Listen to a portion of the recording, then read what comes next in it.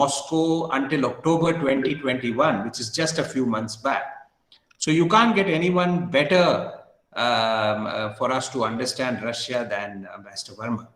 As I mentioned earlier, Ambassador Verma has, of course, he's been closely involved during his period as the ambassador in developing India's relations with Russia, including Prime Minister Modi's Act Far East initiative, the deepening of India's defense, nuclear, space, energy, commercial, science and technology, and of course, let's not forget cultural relations with Russia. Ambassador Verma, as I mentioned earlier, has vast experience in the field of nuclear policy and disarmament. He has had served 3 postings in the Conference on Disarmament in Geneva. He's been Joint Secretary DISA in the MEA. He's been a member of the UN group of government experts on missiles and on disarmament and nuclear non-proliferation. He's been a member of India's delegation on the nuclear security summits. Ambassador Verma was, in recognition of his contribution to the civil nuclear initiative, he was the first, my apologies, he was the first recipient of the S.K. Singh Award for Excellence in the Indian Foreign Service in 2011. Ambassador Verma, of course, has been very closely involved with nuclear negotiations with a number of countries, and more specifically, like a number of us would know, with the nuclear deal that was signed in the early part of the 21st century with the United States. Now, interestingly, he's been involved in negotiations at all levels, at the bilateral level with the United States, including the 123 agreement. The negotiations with the nuclear suppliers grew, and then subsequently the negotiations with the IAEA. Ambassador Verma has an MPhil in International Relations and Disarmament Studies from the Jawaharlal Nehru University, New Delhi. I have made an attempt to be as brief and precise as possible because we are here to listen to Ambassador Verma. So I have obviously left out a number of his other notable achievements. But once again, on behalf of the university and on behalf of our school, I warmly welcome you, sir. And I now request you to please take over. And we are all going to listen very keenly. Thank you, Ambassador. Thank you very much, Dr. Venkateshwaran. I want to thank you for giving me this opportunity to address this gathering of very talented people in a very good series and a very promising university, national importance, the Raksha University, and I'd like to compliment you on this program. I was listening in as a quiet listener yesterday on the first lecture, and I was happy to be part of this lecture. Of course, I was given to understand that this lecture series is about how national security decision making is done. That, I think, is the core of the. So I'll make a few comments on that, and of course, your introductory remarks spelled out the broader foreign and defense policy dimensions of Russia, India-Russia relations, and of course, there's interest during the question answer session. I'll be very happy to answer this question. But we are asking in this lecture series, we are asking how is it that big countries make national security decisions? And that's a simple question. First of all, I think we need to differentiate between national security decision making and foreign policy and defense policy. There are 3 separate things. I think clarity on this is essential because every foreign policy action or decision or a crisis is not a national security crisis. Similarly, every defense acquisition problem is not a national security problem. National security goes beyond foreign and defense policy. In fact, the better national security decision making you have, the better is your, the higher is your standard of national security. It's simple. Many countries which have poor national security are not able to combine foreign and defense policy, or foreign and internal policy, or internal and economic policy. So a good country that has good national security, the first test is whether it has a good national security decision making. Because if you have good national security decision making, your national security will be good. Because I'll explain it to you in the case of Russia why this distinction is important. I think this distinction was, I think, lost track of in some of the comments that I've heard, but I want to emphasize this. Foreign defense and national security are not the same. They are interlocking, they correlate to each other, but they reinforce each other, of course, but they are not the same. So I think that conceptual clarity, I think, is necessary. Before coming to Russia, I think I endorse your very pertinent point about India-Russia relations. President Putin traveled only twice last year. In 2021, he only traveled twice abroad. Once he went to meet President Biden in June to Geneva, where they had a bilateral summit. The only other time he traveled abroad, and this was because of the COVID, was when he came to meet our Prime Minister on the 6th of December in New Delhi in Hyderabad House. This shows very clearly the priority that Russia attaches to India, and more particularly the special rapport that exists between our Prime Minister Modi, and President Putin, and that is the reason why President Putin made that visit. It was a 6-hour visit, of which 3.5 hours were spent with the Prime Minister. Putin came, landed in Delhi, met the Prime Minister, they had dinner, they had discussions, they followed by dinner, and Putin left immediately afterwards. And that is the meaning of Special and Privileged Strategic Partnership, and I'll explain to you if there are any questions on this. See, Russia is a very big country. It is, of course, the largest country in the world. Its size is about what? 17.5, 17.2, 3, 4, somewhere around the thing, million square kilometers. India is what? About 3.2, 3.3 million square kilometers. I mean, I'll give you a rough figure, but the figure is with me. But it's about 4.5 times the size of India. It has borders with 17 countries. We have boundaries with 7. I mean, with boundaries with 7 countries, you all recall the difficulties we have in conducting our foreign policy. Russia has boundaries with 14 countries. Sorry, not 17, 14 countries. And one is on the Chinese side and the Far East with China, but with other countries as well. On the European side, on the Western side, with EU, NATO, with some of the former Soviet republics. Then in the Caucasus, then the Black Sea area. Then you come down to the region of the Gulf with Iran. And the list goes on. And it's a very troubled borders that they have. They have nationality. We always say that India is a multinational, multi-ethnic country, very, very complex country. That is true. But Russia also has 193 ethnic groups, 193. So it's not that, they are very different. They are very different from India. They also have some of the very major religious groups. Russian Orthodox Church is about 71. Islam faith is about 10%.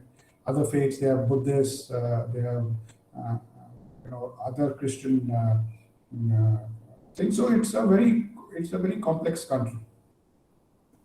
In the 1990s, Russia emerged out of the collapse of the Soviet Union, 1991. For a full decade, Russia collapsed. it kept collapsing for 10 years. No, only big countries can collapse over such a long period of time. If you're a smaller and a weaker country, if you collapse for 2, 3 years or 4, 5 years, you are finished. Russia collapsed for a full 10 years. There was a dramatic decline in its GDP, in its economic thing. Its military weakness plummeted, its strength completely plummeted. There was political chaos in Moscow and in all the regions. There was terrorism, militarized terrorism, with international support, particularly in places like Chechnya, in the Caucasus, in Dagestan, and also in other parts of Russia. Some of the big regions were wanting to break away from Russia. So the 1990s was quite a period of Russian weakness in various forms. Following that, between 2000 and 2020, these last 2 decades, we can call it a period of Russian consolidation. There has been a consolidation of state structures.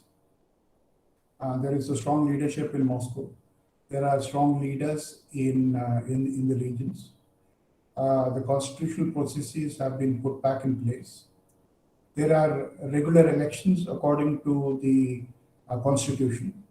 There might be criticism on the fact that it is less democratic or more democratic, but still Russia is a democracy. There is voting, there is multi-party elections. The West normally makes this thing that Russia and China are both authoritarian states. In China, there are, the Chinese version of democracy is very different from the Russian version of democracy. The Russian version of democracy is that you still have free elections. Military weakness is now a thing of the past. In 2018, Russia conducted the Warsaw 2018 exercises. It involved 2 military districts in the Russian Far East. It involved all the entire Pacific Fleet, the military structures in the whole of Siberia, and troops were transported for the exercise over a period of over a length of 7,000 kilometers. Now this is in 2018. During the time that I was in Moscow in the early 90s, the Soviet army was collapsing right in front of our eyes. Soviet soldiers were underpaid. They used to, while walking in Moscow, they used to ask, people for cigarettes. They were willing to sell their uniforms for food. That period is over. Russia is back on the military stage by a complete revival of its Russian military. In fact, if your students want to study a successful military modernization program, Russia is the best example of how a military has modernized in 20 years. Military modernization is something that we are also trying to do in India. Of course, we will do it according to our priorities, but if your students want to study how a country was 20 years ago and how a country is today, the most dramatic transformation has happened in Russia. In hypersonics today, Russia is far ahead of the United States, several years ahead of the United States. Hypersonic missiles are now the new offensive missiles that are coming. Okay, so I just wanted to mention some of this. The economic consolidation has also taken place. Russia went through a very bad period in the 1990s. They were almost bankrupt. They took another hit in 1998. They took a further hit in 2008. After 2014, after this Crimea events took place, Russia was imposed, very strong sanctions were imposed by both the EU and the United States. So let me tell you some figures today. So Russia said, okay, if we are facing international pressure, we should build up our own internal economy, import substitution, creating alternatives domestically, being careful with spending your money. Today, Russia has about $650 billion in its foreign exchange reserves. $650 billion. It has $175 billion in what is called a national wealth fund. It's a fund that they store. If you sell more oil than above $40 a barrel, that excess money after $40 is put into and so they've been saving money. Their debt to GDP ratio, there are about at least half a dozen countries which are above 300%. Okay. We are also pretty high, but we are not as bad as 300%. We are, I think, at 75%. Russia's debt to GDP ratio is 20%. Why have they done this? They have done this because through their national experience, they've realized that the external environment is hostile to them. The dollar-dominated American system is only putting sanctions, more and more sanctions. And if you're following the news relating to Ukraine, of course, there is threat of more sanctions. Now, the reason I mention this to your students is because we all live in this English-dominated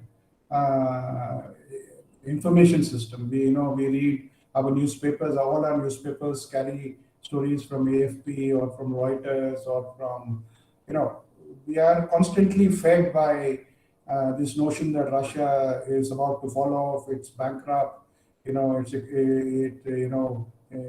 economy will collapse if there's another set of sanctions. That is true, maybe to a certain extent. But you have to be clear in the facts and figures, facts and figures. So how has this happened? This has happened because of several reasons, but I think it has also happened because there has been a very clear definition of national security. A very clear definition of national security. And the clear definition of national security has been spelled out publicly, and if any of your students have some interest, I will send you a link, Venkat, of the Russian national security paper that was produced in June of last year. So it's a fairly recent paper, but it's a very interesting paper. It is comprehensive. It has clarity on basic interests. And it is interesting because 75% of the paper is on internal issues. Yesterday, we had this very distinguished guest from the United States who spoke on national security in the United States. Almost 90% of the presentation and discussion was about external events, what has happened outside the United States. If you read the Russian national security report, the doctrine, it is 75% is internal. It says that the state security sovereignty is absolutely important for Russia. Russia faces external and internal threats, and there is a link between the two.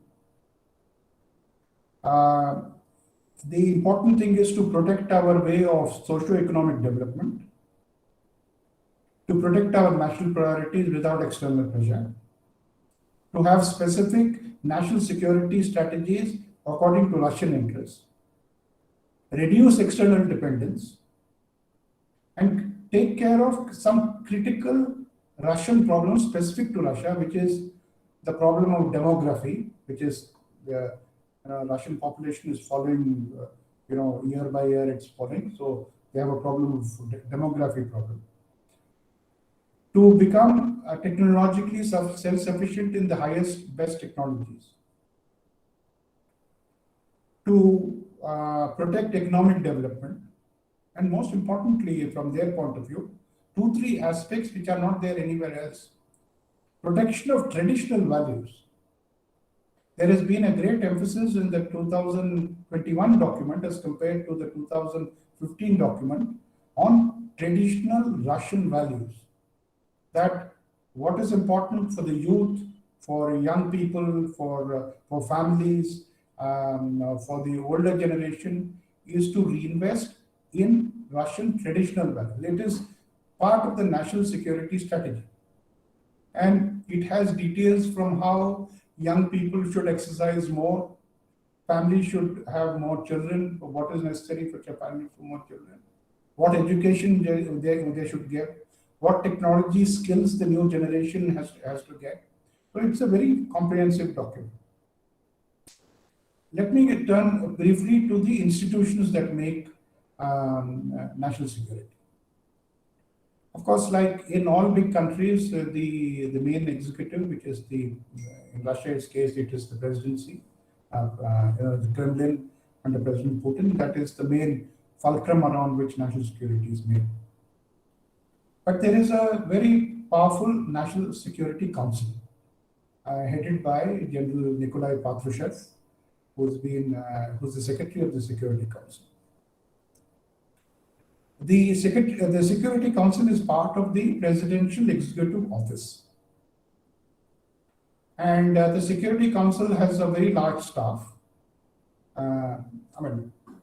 Something along the lines, I've also seen our Security Council grow. It's a very positive development in the last 4-5 years. There's been a very good evolution of the Security Council Secretariat, as we call it in India. But similarly, the Security Council also has a very large secretariat in Russia. They have linkages with outside bodies which do confidential work for them, including through the Russian Academy of Sciences. This was a question that was asked yesterday. In fact, Dr. Bimal Patel asked whether the advisory board what are the various inputs that go. I think in the Russian system, it's far more systematic, far more formalized. If there is an issue on which further detailed study is to be done, the Security Council Secretariat mandates that study. They pay for it. It's done on a confidential basis, and they give it to real experts. So, for example, they take the help of the Russian Academy of Sciences. They pick out the experts on that, and they draw in inputs from. The composition of the Security Council is very interesting. Of course, it's headed by the President Putin. It also has in its composition the former President and Prime Minister, Mr. Dmitry Medvedev. It also has the heads of the Russian Parliament, the Federation Council, and the State Duma, which is like the Lok Sabha and the Rajya Sabha in our case. The heads of the two parliamentary bodies are also members of this council. Then, of course, you have the Kremlin Chief of Staff.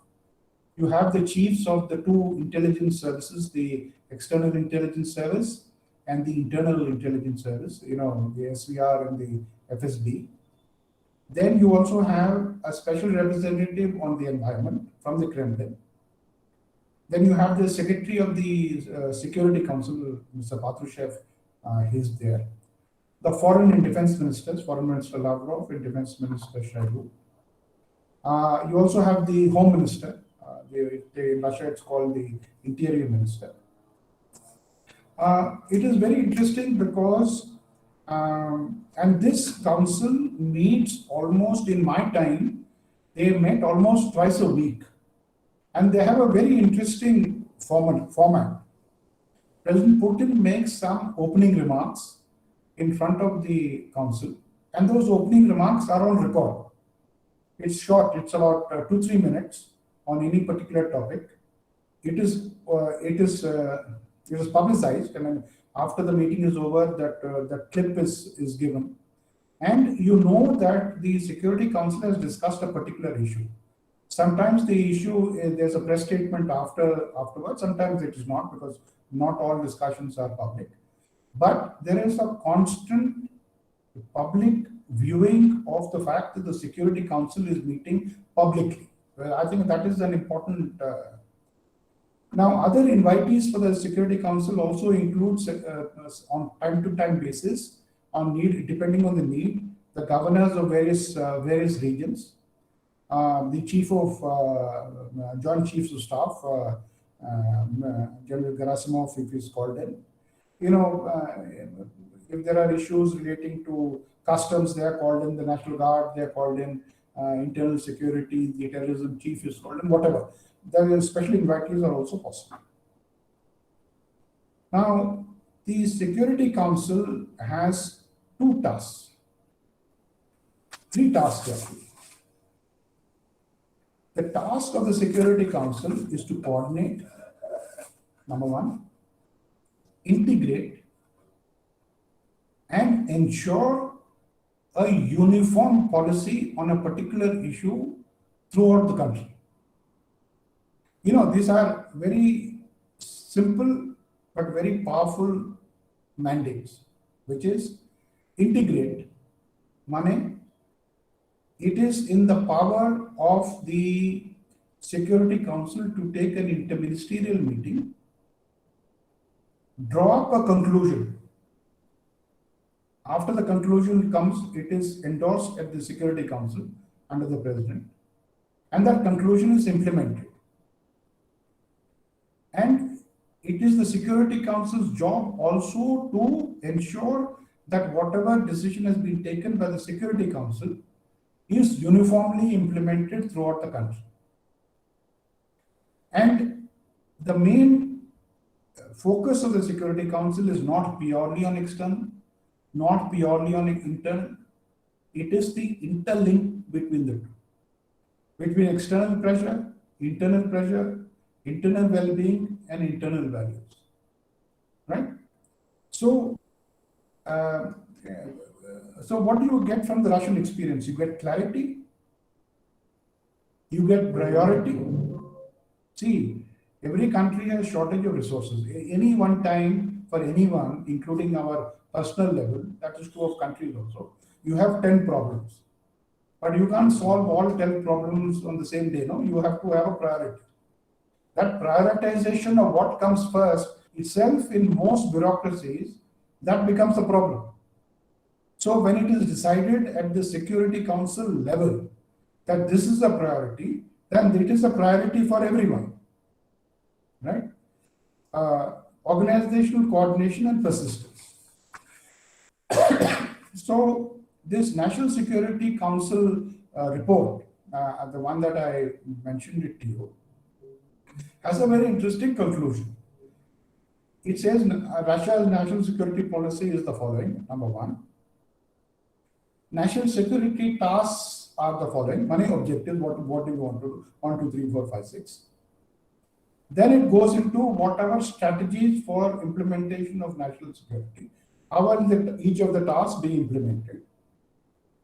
And the report mandates that the Secretary of the Security Council will prepare a report every year, annually, submit to the President on how the national security doctrine is being implemented. So, to sum up, I will conclude by making a few summary remarks.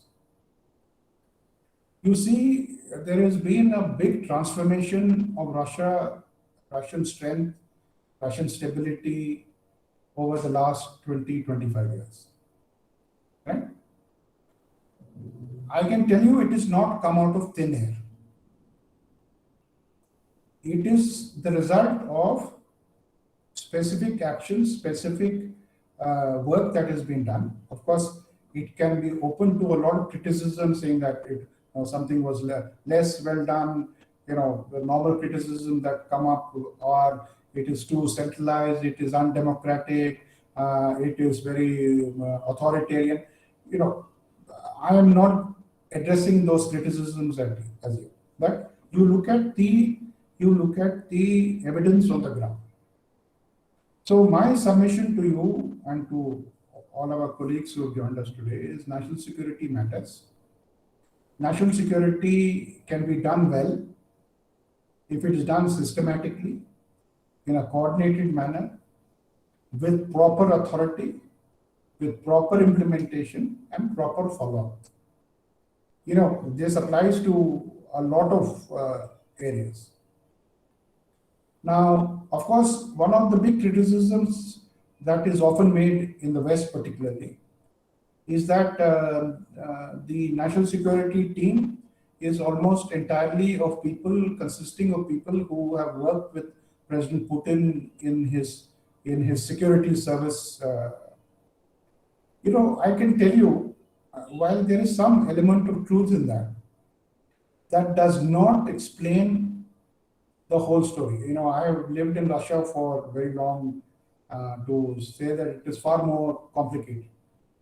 You just cannot say that I will just have my friends around with me and we will run the country. That is a rather simplistic way of explaining things. Now, what will I say about India? It is not part of but our young scholars here,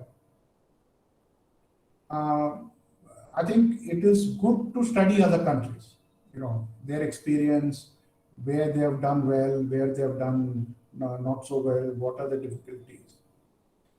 But I can tell you with my own experience of 35, 40 years in this field. India's needs are India's needs. We have to devise our own structures, we have to devise our own priorities, we have to devise our own methods.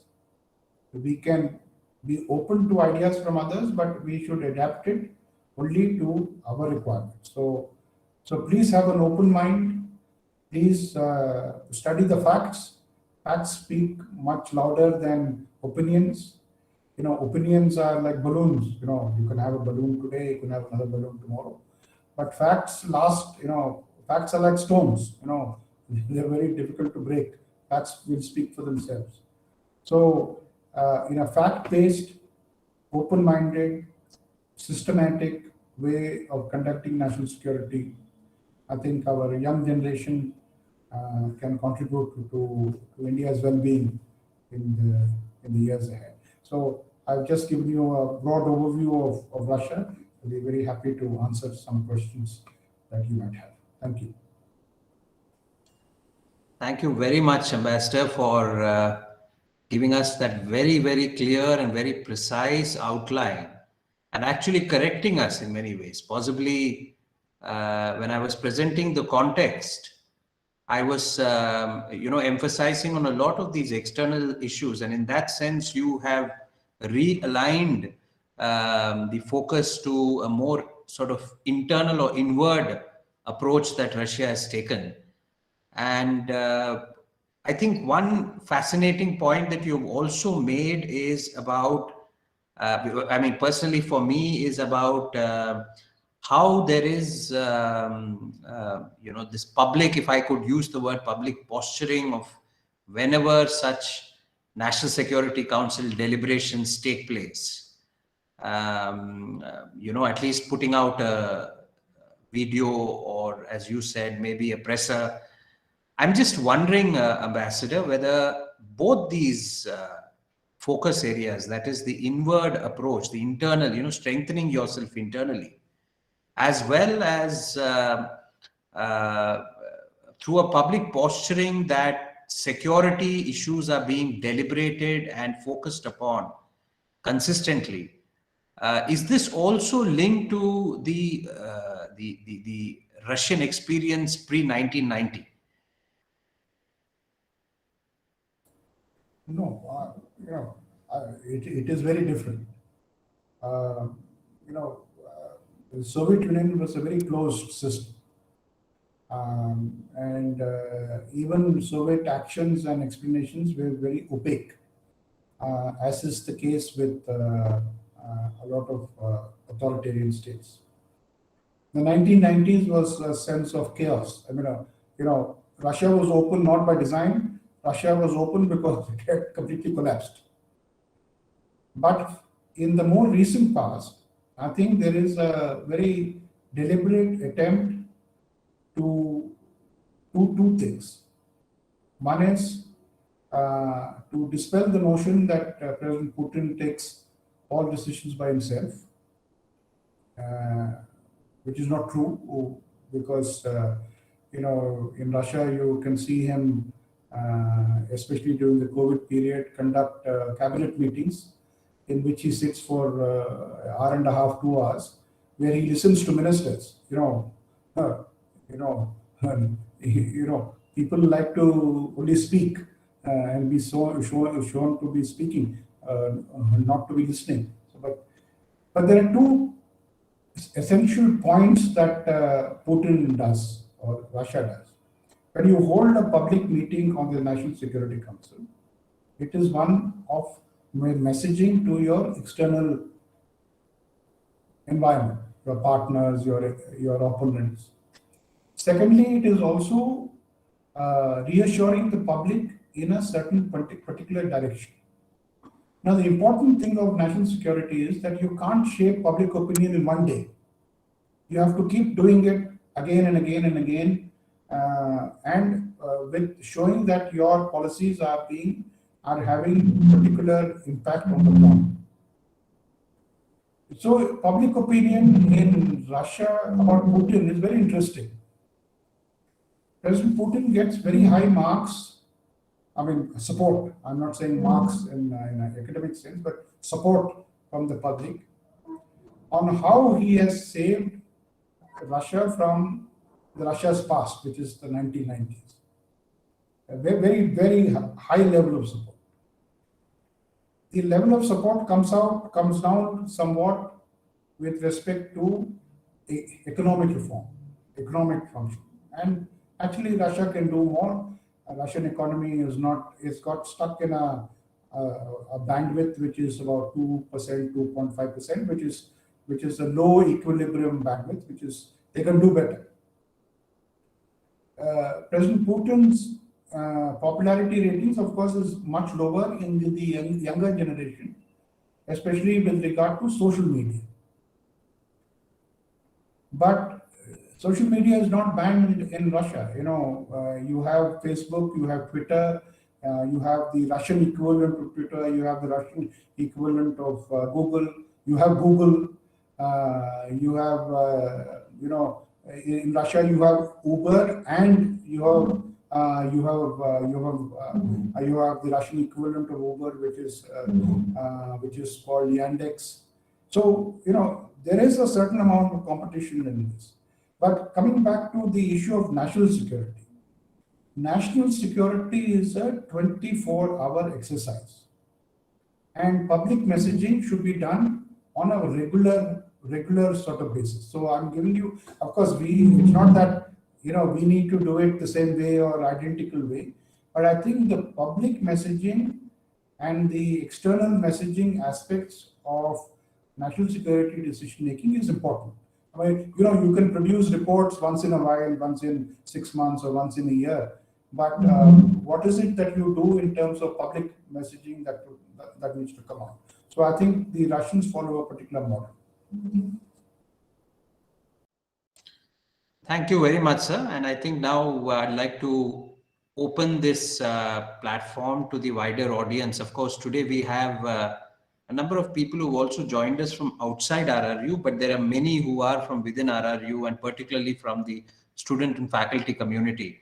If any one of you has a question, my request is there are two ways. One is you could just drop it in the chat box, and either Ambassador or myself could read it out. Please identify yourself. And the second, of course, you should just raise your hand, and we could come to you. My request is please introduce yourself, and also, if possible, be brief with your question or observations, so that we can give maximum time to the ambassador to answer, as well as to the others to ask their questions. Anybody who would like to ask a question, please?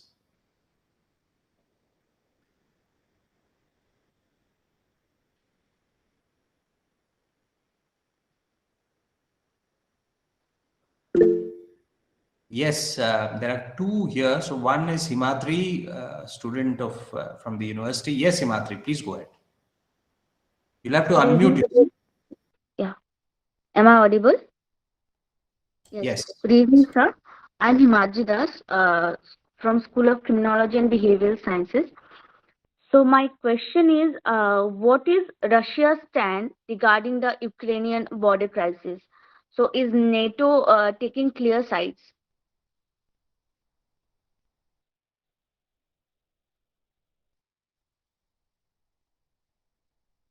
Would you like to take a few questions and then answer them, Ambassador? Okay. Okay. Kamal, please introduce yourself and then ask your question, please. Good afternoon, sir. I'm Kamaluddin Sahim from Afghanistan, student of International Relations and RRU. And thank you so much for your presentation, sir. I just want to ask that what are the main challenges or what are the main threats for the Russian national security? And one another question, sir, that how do you see the Russia and Iran relations, against the United States from the viewpoint of, national security? Thank you so much.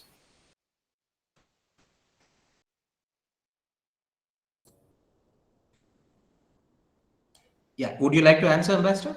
Okay.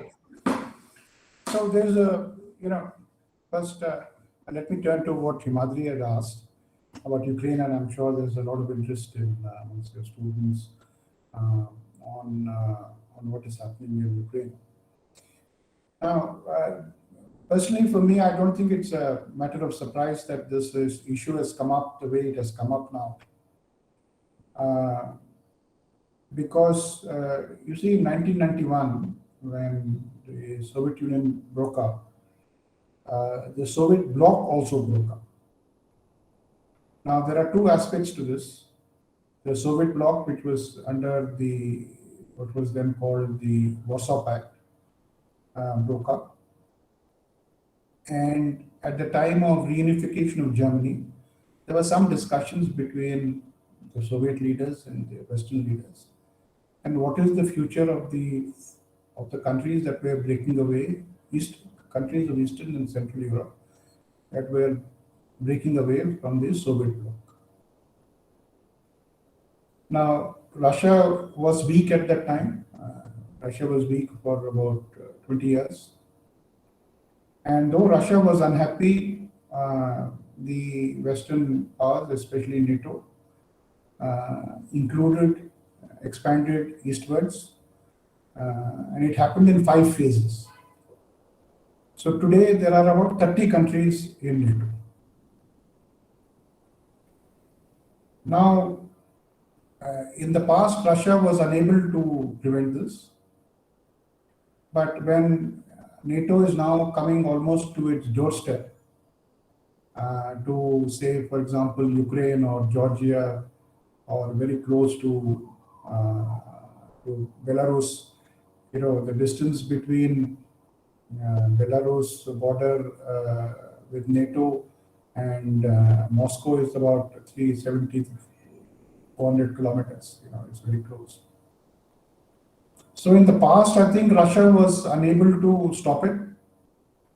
Today, Russia believes that it has the ability to bring the United States and NATO at least to the negotiating table. Russia has been complaining for almost 20 years. 20 years. Every time there's NATO expansion, Russia complains. NATO doesn't listen. There's another expansion, the same thing is happening. For the last 2 years, Russia has been saying that they want a settlement in Ukraine.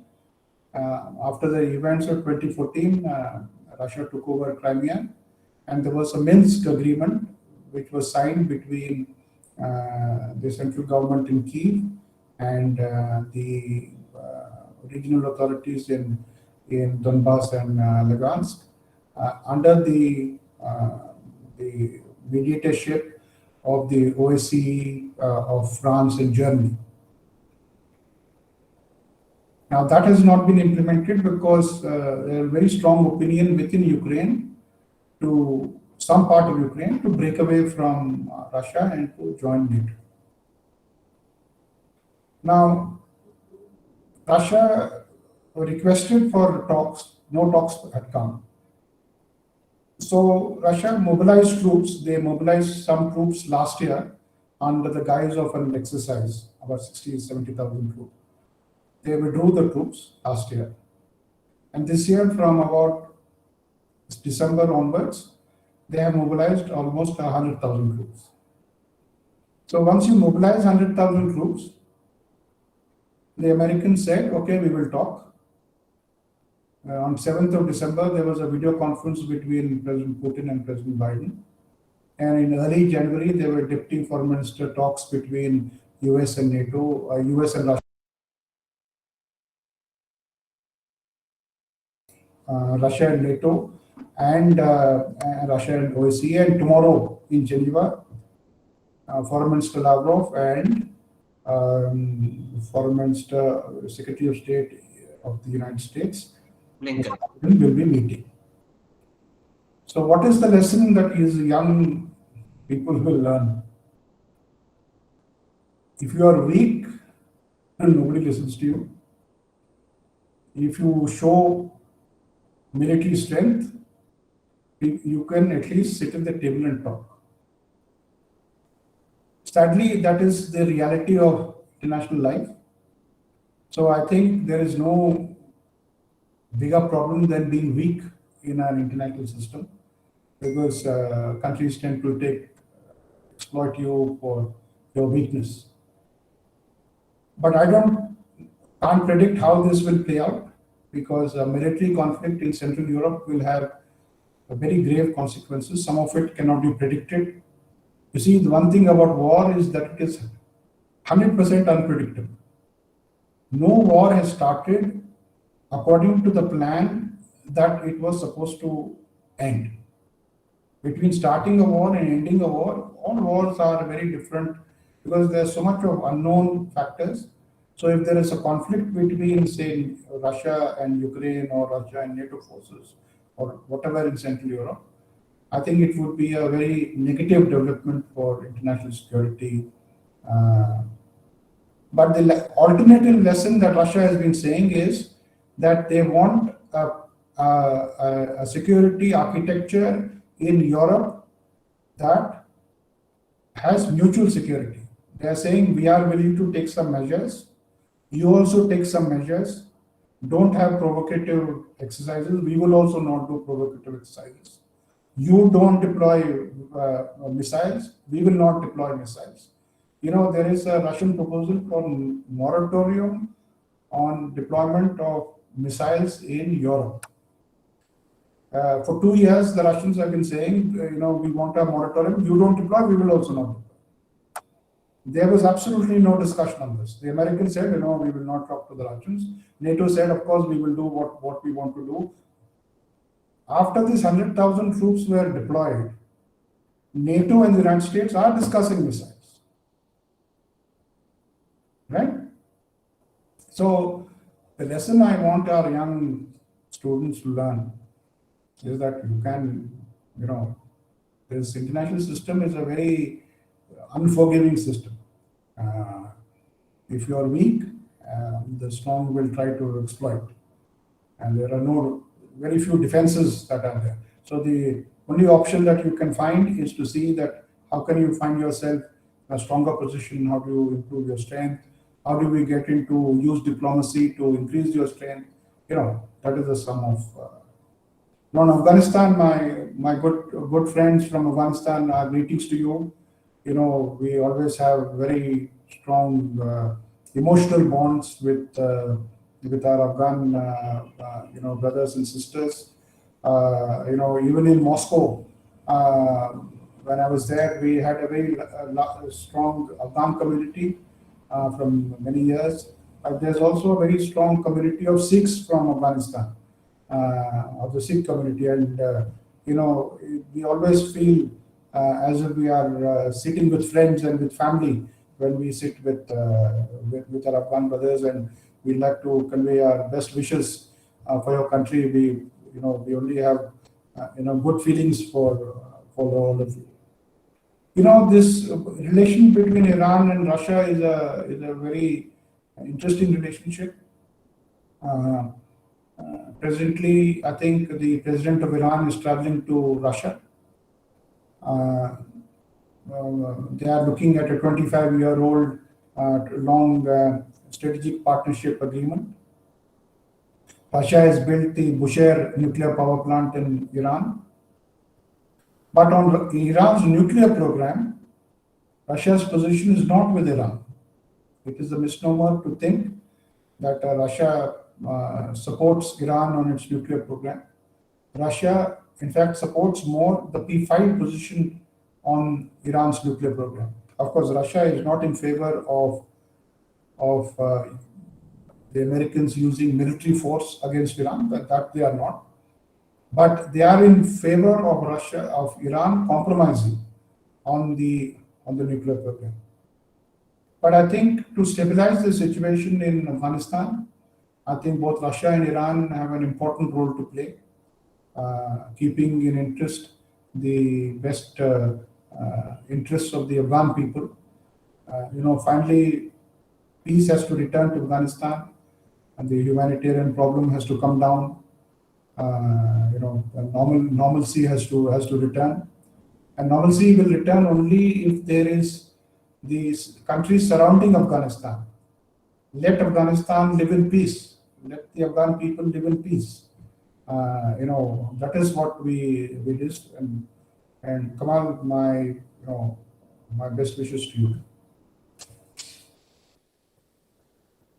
Ambassador, I think there was one reference to what are some of the main challenges from a Russian viewpoint on national security. I think Kamal also had that question. You see, I referred to it briefly in my introductory remarks, but I'll sort of give a little more detail now. Russia feels that its state sovereignty, its territorial integrity, and its way of life internally is under tremendous pressure from the outside. It had a more optimistic view of the outside world in 2015 or in 2010, 5 or 10 years ago.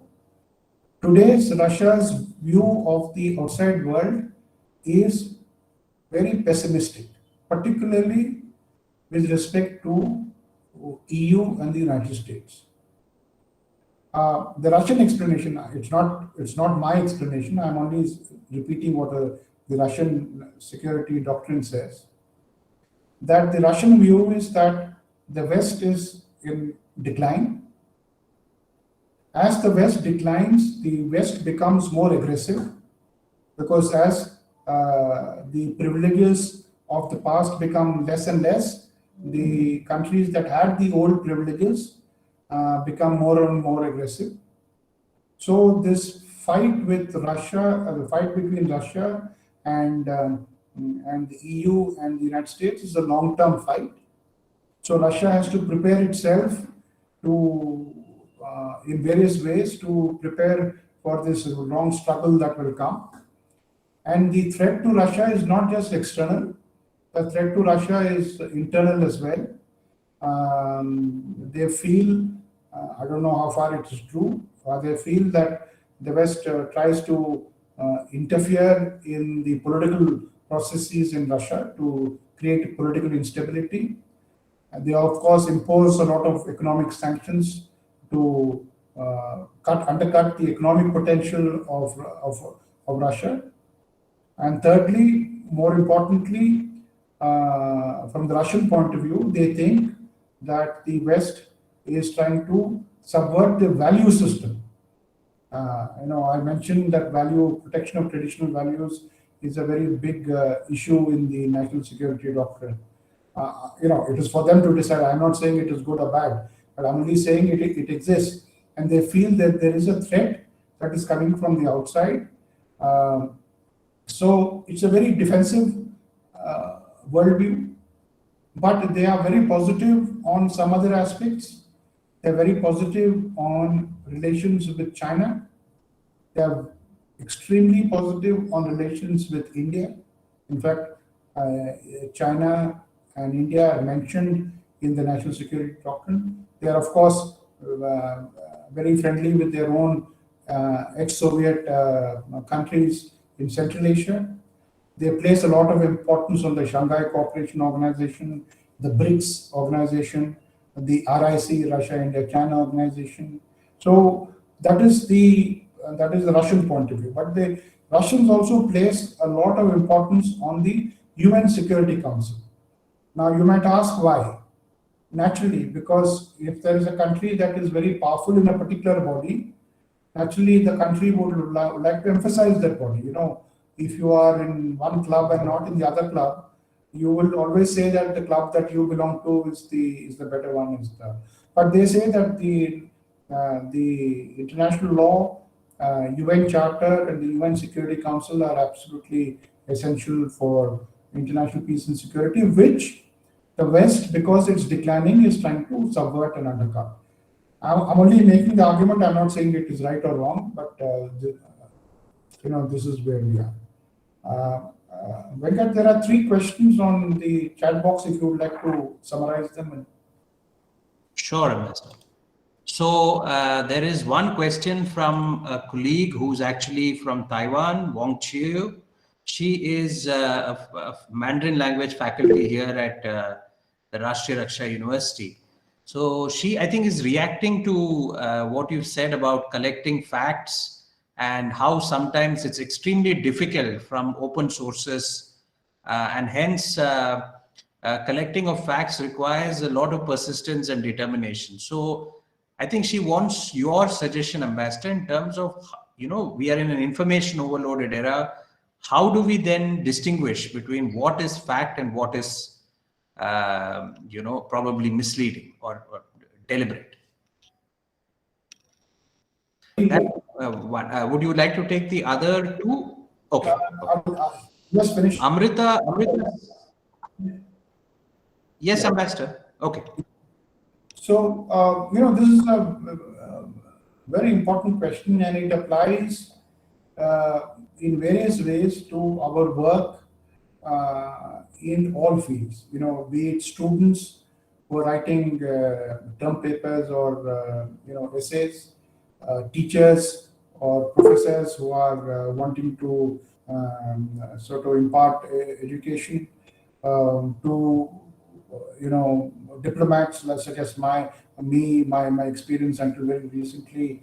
You have to, for example, if you are posted in a particular place, how do we report to your capital? Do you just report what you hear?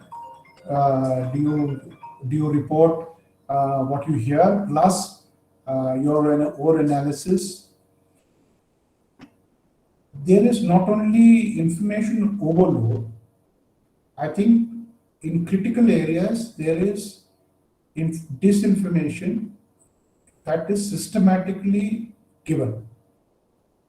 Now that is a risk that you have to take by being conscious of the fact that nothing should be taken for granted.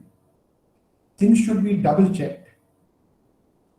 Facts should be corroborated, and facts should be, if necessary, facts should be accepted with qualifiers.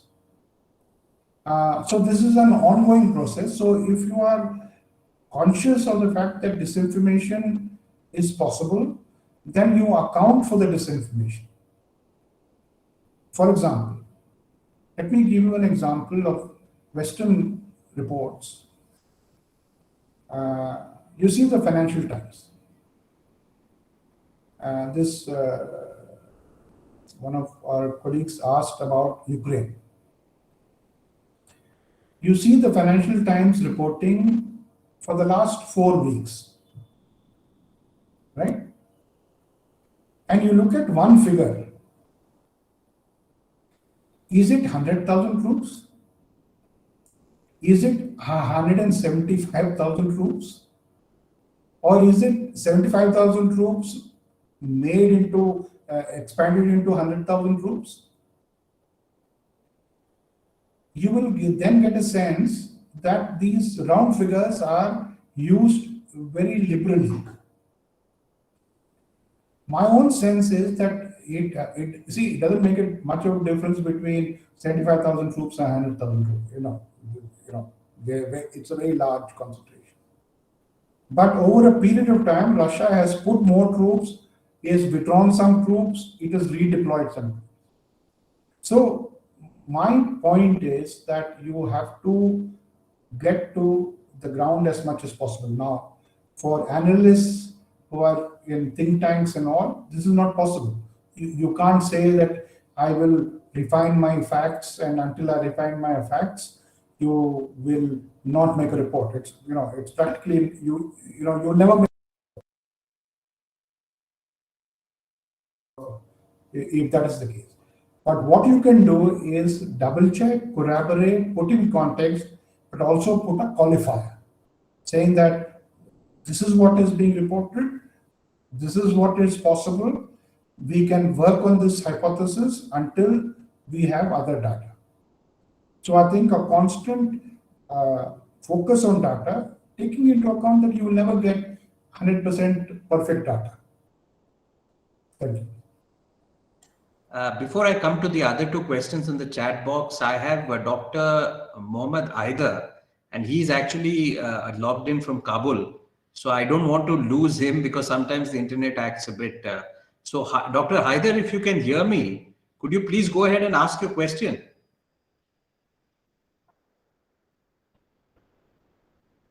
Dr. Haider, can you hear us? He is with the Academy of Sciences in Kabul, Ambassador, and he was with us for a scholarship here until very recently. So I'll come back to you, Dr. Haider. I mean, maybe you're struggling. I don't know whether it's because you're muted. Let's take the other two questions on the chat box. There's Amrita who has spoken about Ambassador cyber attacks and hacking initiatives facilitated by Russia, particularly towards the US. How has Russia's internal structures and policy initiatives evolved towards tackling such cybersecurity challenges, particularly with the advancement in the sectors of space and other niche defense technologies? That's question number one. Dr. Harshal Mehta, faculty here again with the university, says, Ambassador, he is asking for your views on India and Russia's proposed international north-south transport corridor project between Mumbai and Moscow via rail. So he says, how will this impact? What impact will it have on India-US relations? Okay, good. Very good question. Let me deal with the cyber question first. You see, in my view, there are two very serious cyber powers today. One is the United States and the other is Russia. There are other cyber powers also. China and others, and probably India as well, and some countries in Europe. But Russia and the United States are in a class by themselves. Because in cyber field, those of you who study cyber, there are very few defenses in cyber. The only defense in cyber is the threat of offense. Now, both the United States and Russia, despite all the public allegations that they have made against each other, and a lot of allegations I think there's a lot of truth in that, finally have come to the realization that the opponent, for Russia it's the United States, and for United States it's Russia, are very substantial offensive capabilities. And these are really real capabilities that can almost close down large sectors of the economy. Following that realization, there was a very detailed discussion between President Putin and President Biden in Geneva, following which last year, following which a special group, bilateral group, has opened up, discussions have opened up between United States and Russia. This is bilateral. Why are the Americans not talking to others? Or why are the Russians not talking to others?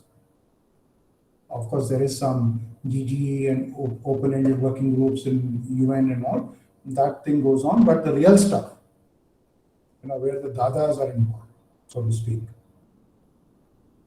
it is between the United States and. Now, there is a particular problem in cyber because, see, if you have nuclear weapons are almost entirely under governmental control. So if Russians do something on nuclear weapons, you can be very confident that it is because of a governmental decision, some government state activity. Similarly on the United States side. But in cyber, it is not so. The state structures have very substantial cyber capabilities, but a lot of the non-state actors, so to speak, non-state, they can be terrorist groups, cyber hacking groups, criminal groups, black, whatever name you want to give it. But there are some groups, both in the United States and in Russia, that are not under state control. Then you come to the third problem, one of attribution. And of course, there's an attribution problem that's not just related to, so cyber technology is such that you can start an attack using other computers in third countries and fourth countries and, mask it, and, the game is very complicated. Now, as a result of the discussion between Russia and the United States, there have been some quiet events which has largely not been reported in the press. Russia has, on US request, arrested what it calls criminal gangs within Russia, for example, who participated in that colonial pipeline hack. All of you remember at one stage there was this colonial pipeline hack. The Americans gave some evidence.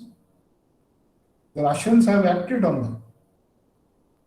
Similarly, there has been some evidence that the Russians gave to the Americans and the Americans have acted on them. So there is no international structure on cyber, but there is some movement towards some management of the problem. It is not solved. It is very far from being solved. But at least there is some management of the problem.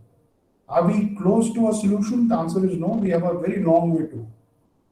But here again, I will give you one principle in life. Unless you're strong, people don't talk to you.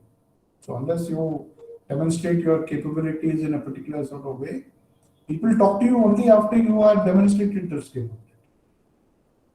On the North-South corridor, you see, this is now 20 years since India and Iran and other countries in the Eurasian continent have discussed the North-South corridor. The North-South corridor, INSTC, the International North-South corridor, passing through transport corridor, passing through Iran, is now become pretty popular. First of all, initially when it started, it was just India, Iran, and Russia. Russia still continues to be interested, but now the Central Asian states are very, very much interested. They are very enthusiastic, in fact. And the Central Asian states are also including Azerbaijan, Armenia, the countries on the western side, are also interested in finding connectivity from the Indian Ocean area, India, through Iran back into Eurasia. Now, the Chabahar port has made considerable progress. It's been a success of Indian diplomacy that we have established the port, and in the past, some transportation was done for Afghanistan through the Chabahar port. But there is a great reluctance on part of the of our business community to use Iran, because if you use Iran as a transit area, they fear that they will be subject to US sanctions. Now, this is a very unfortunate byproduct of the conflict between Iran and the United States, because it is affecting the legitimate interests of countries such as India, who should be able to transport and use transit through countries as a normal course of international activity. I have written in a op-ed piece in the Hindu, we support the international community in maritime connectivity, freedom of navigation, and the rest. At the same time, we should expect support from the international community for our transit. Why is it that Pakistan stops our transit from its territory? How long? For 50 years? I mean, why should a country be cut off from the outside world? It is an unfriendly act, and how long will this go on?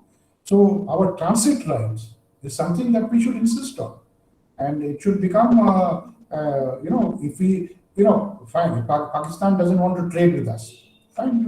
It's okay. It's your choice. You don't want to trade with us, but please allow our trucks to go to Afghanistan.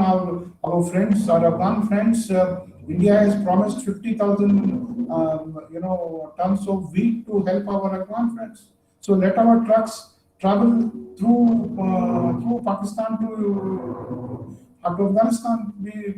It should be a matter of our right, and we should press for it in each on every occasion. And similarly, with respect to Iran. Why should a third country prevent our transit through Iran? We want to go to Russia. We want to, if you go into Russia, you put a container onto a Russian rail network. You can go to Helsinki, you can go to Copenhagen, you can go to Madrid, you can go north, you can go anywhere, because the whole train network is there. Otherwise, you put a container on a ship, the ship goes through the Suez Canal, it goes through the Mediterranean. From the Mediterranean, it goes to one of the ports, or it goes to a Russian port, or it goes to a European port. I mean, once in a while it is fine, but you can't keep doing this all the time. So India's connectivity requirements, I think these should be given priority by the international community. It is a right under international law. Thank you. Absolutely, Ambassador. I think you've touched upon a very, very important point. Aditya, please go ahead. Thank you, sir. Thank you, Ambassador, for that very succinct and insightful presentation. It has been quite long since I interacted with you last. If you remember, I interviewed you when you were the ambassador in Moscow. So my question is related to Russia and China and the recent sale of BrahMos. We are actually would be selling a BrahMos missile to Philippines, and they have their differences with the Chinese in the South China Sea. So how do you see this sale of BrahMos impacting Russia-China relations? Though they have a very close relation, but they have their own set of differences, and especially in the Far East, there has been some reports around the violation of sovereignty, which the Russians say is done by the Chinese. So how do you really see this arms deal impacting Russia-China relations? Thank you, sir. Good, Aditya. Good to see you again, and I hope you're doing well. You see, the BrahMos is an Indo-Russian product. It is an Indo-Russian product because the jet which pushes the missile is of Russian origin, but has been upgraded over a period of time. And the front sensors, electronics, all that stuff is Indian. So it's an Indo-Russian product. And BrahMos is an Indian company. The Russians have a stake in that. It's an Indian company. And Russia has been fully supportive of the fact that cooperation with India should also result in third country exports. So I don't foresee any difficulty on part of the Russian side if India were to step up its exports, particularly of where components from Russia are involved, to third countries and including to Philippines. In Philippines, we have good relations with Philippines.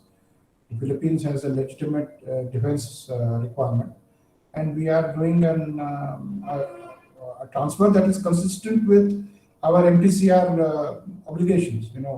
So it is perfectly kosher. It is a very good deal, and I hope that this once we step out, and I can tell you, the BrahMos missile in its various manifestations, because the original BrahMos missile has now changed, when it has become more sophisticated. There are different versions. In its class and for its price, it is the best missile in the world. And there is no doubt about it. In its class and for its price, the BrahMos missile is the best missile in the world. Which is, it's something that we should be very, very proud of. Proud of what our BrahMos team has done. Also proud of the fact that this is the result of our 25-year-old cooperation with Russia. I'm proud of the fact that Russians help us in ways that no other country is willing to help us. We talk about Make in India today, but BrahMos is the best example of Make in India. And so what I'm saying is that this is a very good development. It's a very good decision taken by the government. And this will be a stepping stone for, more exports. RM Shri Rajnath Singh has said that we really want to step up our defense exports. So defense exports, every country has a brand, right? You are known by your brand. Germany produces very good cars, Siemens or BMW. Your brain will think, German cars are good, they're very good. So if you produce BrahMos and it goes out into the international market, it will spread the word around that Indian manufactured weapons equipment which they're exporting is of very high quality. So it is also a question of branding that we will get into. Now, on Russia-China relations, they are very close partners. But I can tell you, my own experience is that there are limits to what they want to do together. There are limits to what a $2 trillion economy can do with a $15 trillion economy. I know which country is which. There are natural limitations to what you can do together.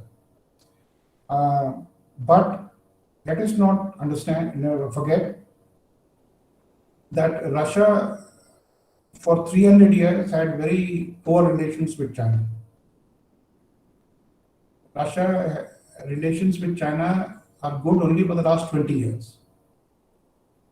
So no country that has worked very hard to find good relations with one of its big neighbors will give it up so easily. So you should always remember that they attach a lot of importance to it. But the fact remains that if there is more pressure from the West, from Europe, from America, Russia is pushed from the West. And the only place it can go is towards the East, isn't it?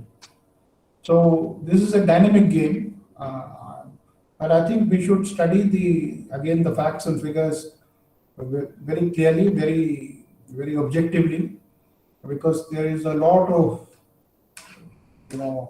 sort of padding up that goes on in this relationship. So you have to study facts Prime Minister's initiative, he went to Vladivostok in September 2019 for the Eastern Economic Forum summit. Prime Minister Modi was the chief guest there. He had very good discussions with President Putin. Prime Minister announced a $1 billion soft credit line for Indian business people to go and do business in the Russian Far East. It's the first time that India has set aside a credit line for not low developed countries, the least developed countries, but for a well developed country.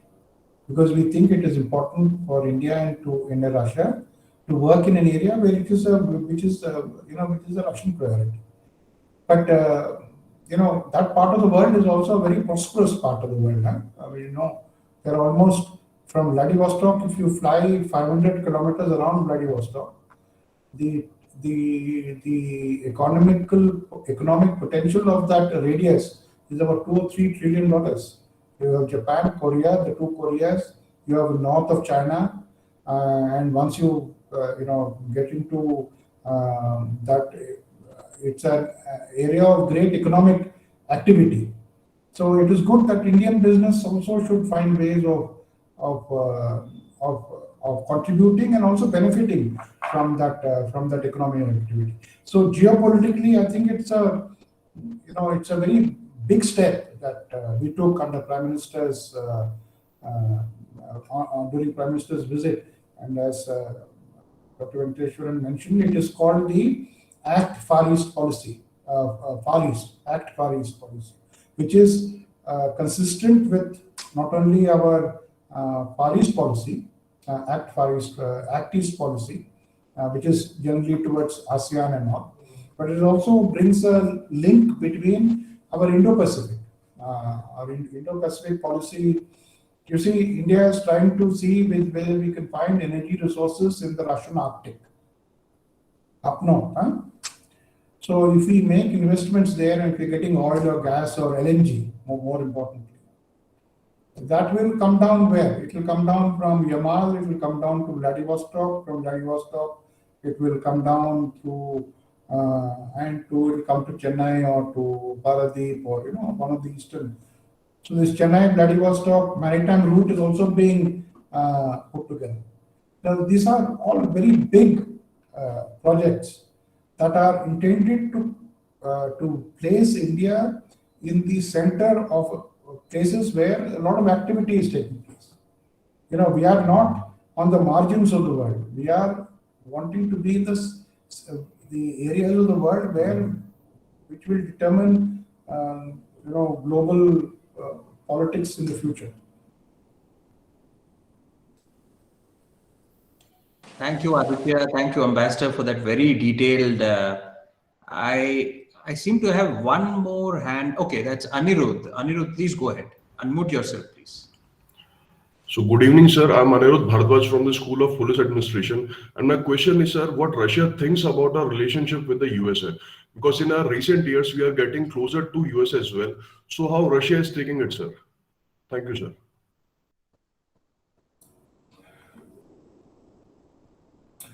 You see, Russia has very strong relations with India for over 60 years.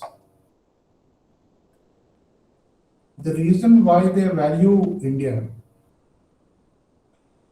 is that it is one of the few countries they think is fully independent and does things only in its own interest. That Russia does not mind. So if India has improved relations with the United States, Russia thinks that this will be so because India is an independent country. It will decide its own future, it will decide its own partnerships. For the last 20 years, in 2005, India imported about $200 million, $300 million worth of arms from the United States. Huh? 15 years ago, it was about 300, 400 million. Today, it is 20 billion, 20, right? Now, what are the areas where we have imported arms from Russia, from America? Our naval patrol aircraft from Boeing, Poseidon aircraft, they're called. They are from the United States. Our aircraft transport, a big transport aircraft, those Globe Masters and, very big quality. They are from the United States. Now, Russia has no objection to India buying this because there is no Russian equivalent. Russia does not produce naval reconnaissance aircraft of the quality that the Americans produce. So, if you are buying the best equipment from America, why should Russia complain? But similarly, India bought the S-400. It's an air defense missile. There is no other missile in the world that is as good as the S-400. There is no missile in America which is as good as the S-400, which the Americans also know. So as long as we take decisions in our own interest, Russia really doesn't have a... See, Russians will be unhappy if they lose a commercial contract. Any trader will be unhappy by a contract. Aana tha, wo chala gaya, wo to hoga.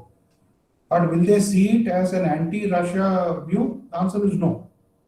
Because they see India as an independent country, and Prime Minister's decision to go ahead with the S-400 contract was increased our respect, our prestige in Russia.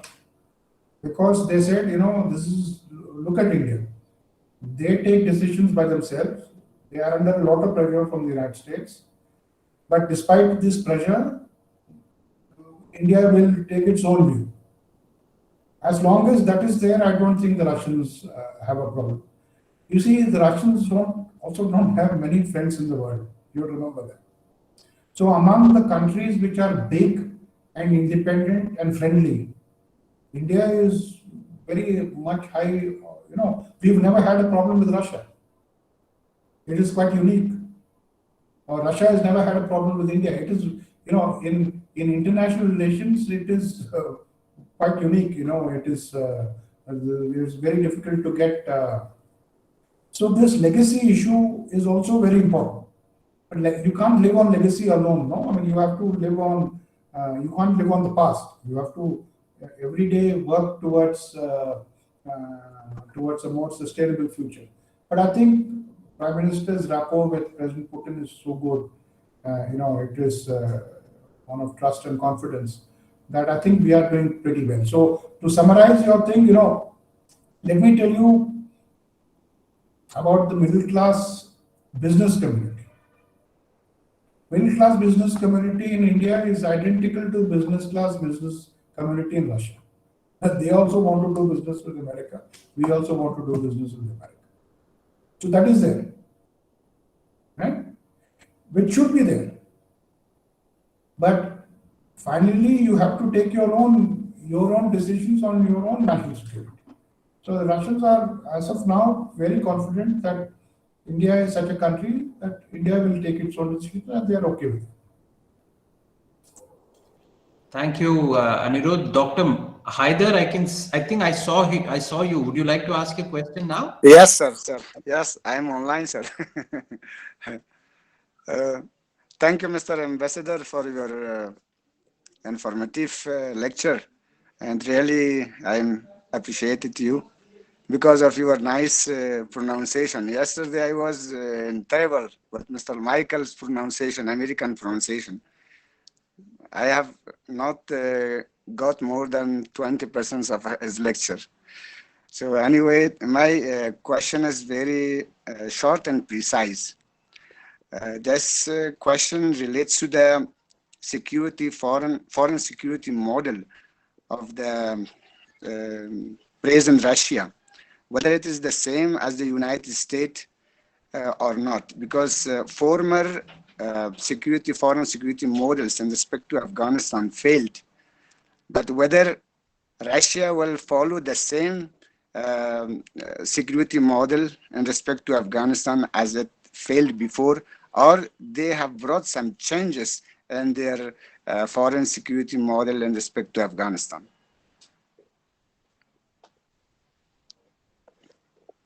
Thank you, sir.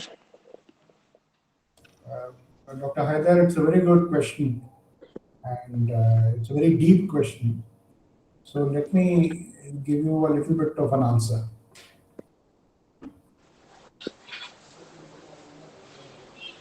You see, in terms of structures, the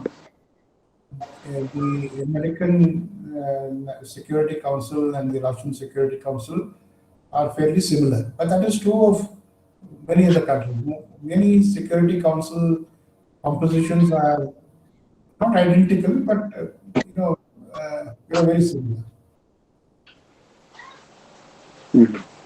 But in terms of substance, the Security Council decision making in America today is very different from the Security Council decision making in Russia.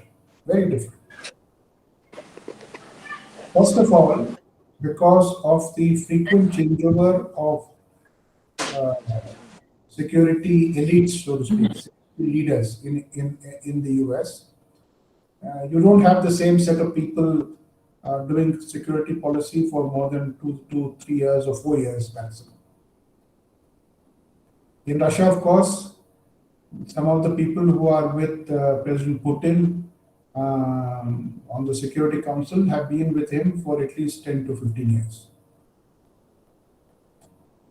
Secondly, the ability of Russia to do Security Council decision making, the Security Council, is much more than the more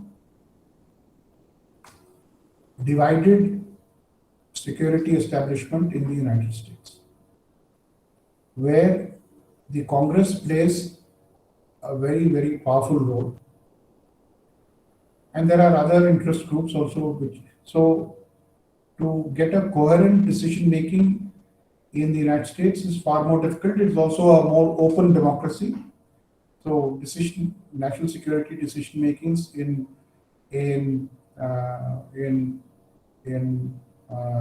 democracies is sometimes difficult. But however, let me tell you one fundamental difference between Russia and the United States today. Russia learned one lesson through the collapse of the Soviet Union. And that they have been following very, very carefully. That if you overspend on defense, you will collapse. Right? Russian defense budget is approximately $65, $70 billion. Right? It is somewhere in the same range as India's defense budget. I mean, they're not identical, but in the same group. You can have a little bit of difference of up and down, but they're around $70 billion. The United States spends approximately what? $750 billion. 750. And if you add your NATO partners, United States plus NATO is about $1 trillion. 1 trillion per year. So, Dr. Haidar, let me tell you a personal thing. When do you do good budgeting? You do good budgeting when you don't have too much money. You are very careful. You give it a lot of thought. You say that, I will not do this. Let me save for tomorrow. I will only do this. This is my priority. Let me save for tomorrow. Let me do this in 3 days' time. Normal, sensible reaction. But if you have no shortage of money, tell me, how much do you think? The same applies to strategy. If you come from a position of relative weakness, you are more careful, you think a little more. But if you have a presumption of abundance, you tend to think less. You then tend to start justifying everything that you want to do. You want to do A to B to Z to H to, whatever. You get the sense of what I say. So Russia has been careful in interventions. Very, very careful. Contrary to what people say, Russia was almost, until 2017, non-existent in Afghanistan. They didn't have a role. They gave you no aid. They didn't deal with the government in Kabul. They just kept away. But in 2016, 2017, when they realized that the Americans were wanting to withdraw from Afghanistan, they cooperated with the Americans to facilitate the American withdrawal. The talks that took place in Doha between the special representatives, Mr. Khalilzad and Mr. Kabulov, were essentially Russians helping the Americans to do what the Americans wanted to do in any case. In interventions in Kyrgyzstan, very little intervention. In Kazakhstan, they put in troops, they are now pulling out the troops. A government in Moldova which is not friendly to Russia at all. They have not intervened. They are intervening on Ukraine for other reasons because Ukraine is a special problem for Russia, which is which we have already discussed. So Russia is relatively a poor country, but if you are a poor country, you think a little more. Dr. Haidar, I don't know how good your connection in Kabul is, but if you do have the opportunity, I would recommend a very good article that has come out in Foreign Affairs.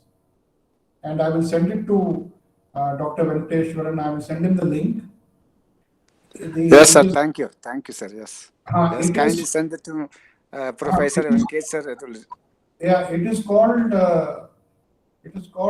The Overstretched Superpower by an American, Hans Brands, Professor Hans Brands of Johns Hopkins.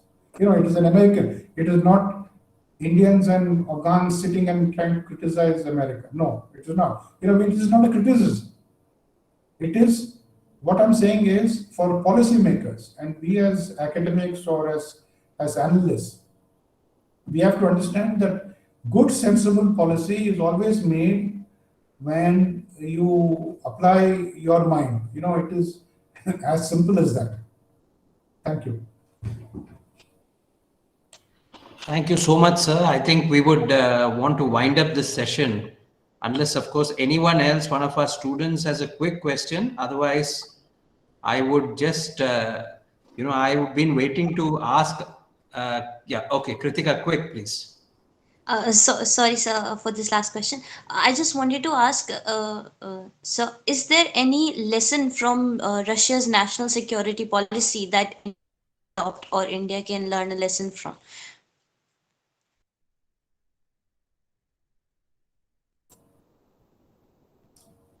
Kritika, I made 2 points during I think I'll just summarize it again. You see, my belief is that India security policy should be done by our own priorities and our own interests. So there is no lesson, so to speak, that we can learn from others. But it is good to learn, study how others do, to take their good practices, but avoid the mistakes that they do. Right? But in any case, whatever we do for ourselves, we have to do it ourselves. Borrowed models will always crash. I can tell you that. Now, what is the good thing about the Russian system? Russian system is very organized. It is a very clear sense of priorities. It is one of coordination and focus on implementation.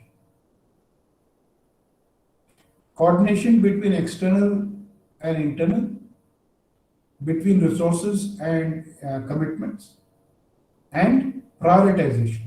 You see, the biggest problem in national security is that there are always, at any one time, there will be 10 demands.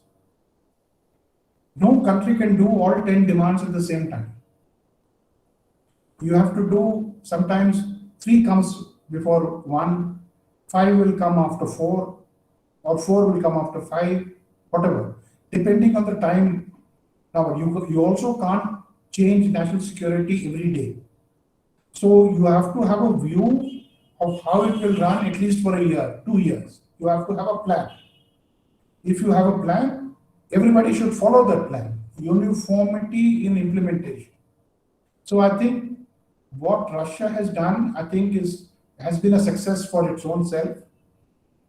If it's success for its own self, I think there is some good. It's a good case study. But whatever we learn, I think we should learn it to the extent that we will apply it only as far as our requirements are concerned. Thank you. Ambassador, one final question from me. You've spent considerable time in Moscow, and of course,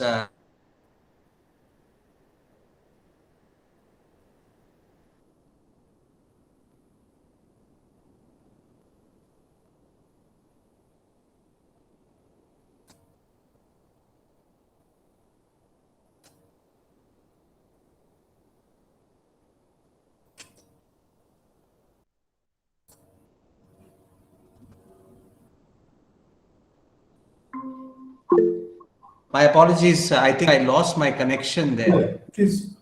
My apologies, Ambassador. Please. So, it's fascinating because a lot of what Russia today is also centered around Putin. So your experience and your perspective on what is the sources of his power and influence there, and how do you see things moving forward? Does Russia have a system in place beyond Putin, like the Chinese have the Communist Party there? We don't hear a lot about the Russian party system too much, but it's more about the personality. That's an interesting question, which is often put as what after Putin. But my own sense is that we have a couple of years more left in what President Putin will do. His popularity and his consolidation of power is very strong, still 20 years later. His overall popularity has come down from very high levels, above 70s, to it is in the low 60s. But he's generally popular. There is a young section of generation that has grown up in Russia for the last 20 years, which has not seen any other leader. So there is a certain amount of discontent coming from that section. But in the recent past, the United Russia Party, which is the ruling party, has reached out to the younger sections. Russia is still a competitive democracy. People tend to forget this because, in the previous parliamentary elections, the Communist Party got 8% of the vote. In the last parliamentary elections, the Communist Party got 18% of the vote.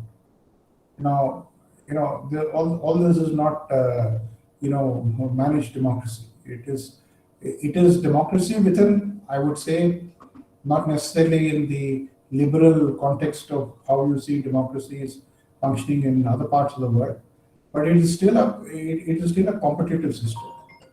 It still has whether you see what you're asking is whether the elite political structures that have been put in place will outlast President Putin. There is an interesting differentiation. The security elite in Russia is all about 65 and plus.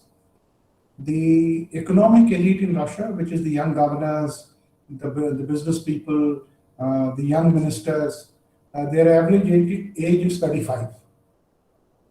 So they have a young crop of leaders who are coming up, but they also have an older crop of leaders who are still there. And each country, I guess, will have to find its own via media of getting a combination of what a catastrophic collapse that sometimes people say that, if Putin goes, the country will collapse. I think that is not true.